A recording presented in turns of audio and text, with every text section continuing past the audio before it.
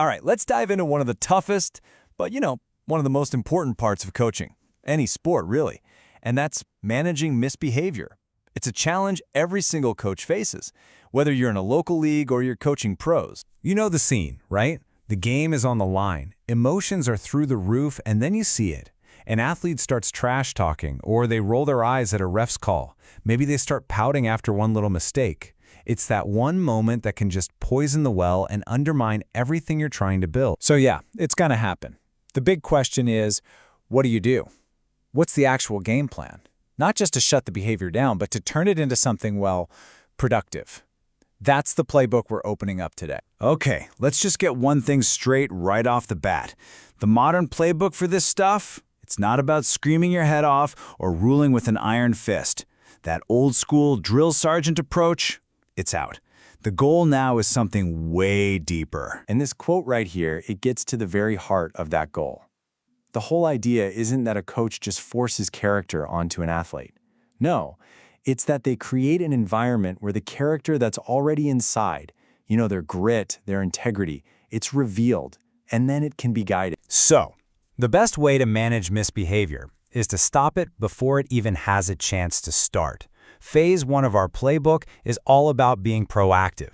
It's about building this solid foundation of respect and really clear expectations from day one. And step 1 of prevention is just getting on the same page. What do we even mean by unsportsmanlike conduct?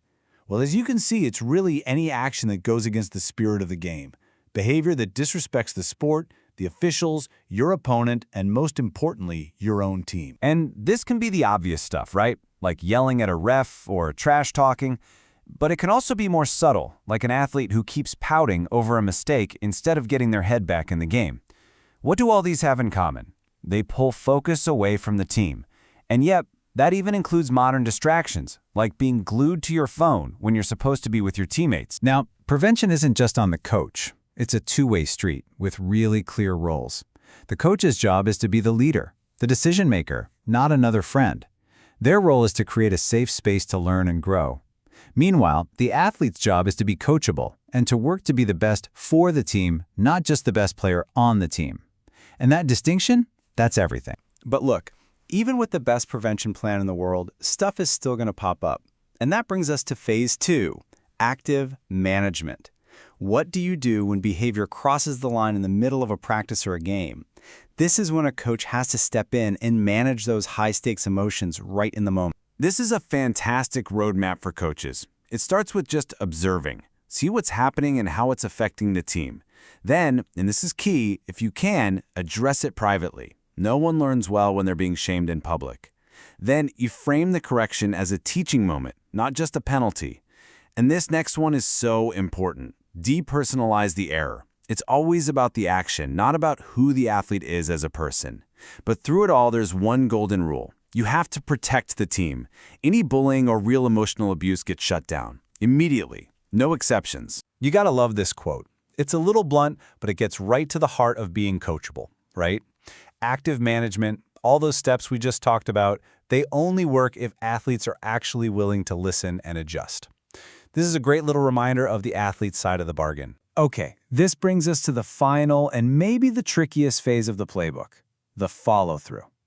This is where we have to talk about consequences.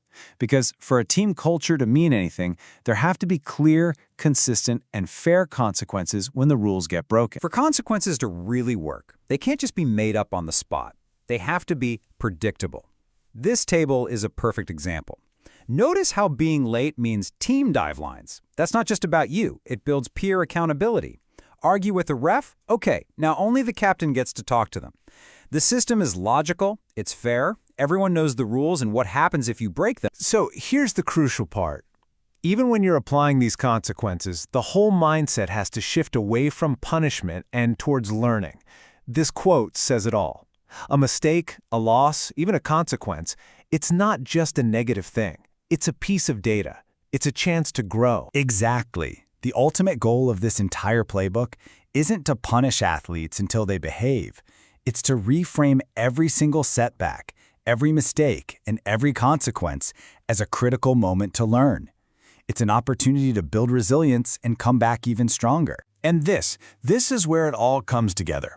Why does this whole structured approach to discipline matter so much? Because it's about building something way more important than a winning record. It's about forging character that will last a lifetime. So when you coach this way, you're not just making better athletes. You're building these essential life skills. You're teaching resilience by how you handle failure. You're teaching accountability with clear consequences. You're teaching integrity, teamwork, and the self-discipline it takes to really go after a shared goal. And this is why it matters so much beyond the court or the field. This isn't just some feel-good idea. These are the exact skills that create successful leaders in school, in business, in life. The lessons learned in sports are truly lessons for life. This quote from the legendary Bobby Knight just brings it all home. Everybody wants to win. That's easy. But this playbook shows that the real separator, the thing that creates true, lasting success, is building the character and the discipline, the will to prepare to win. And so we end with this question.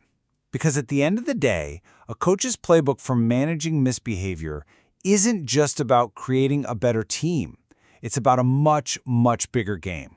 It's about using sports to consciously and carefully prepare young people to win at the game of life.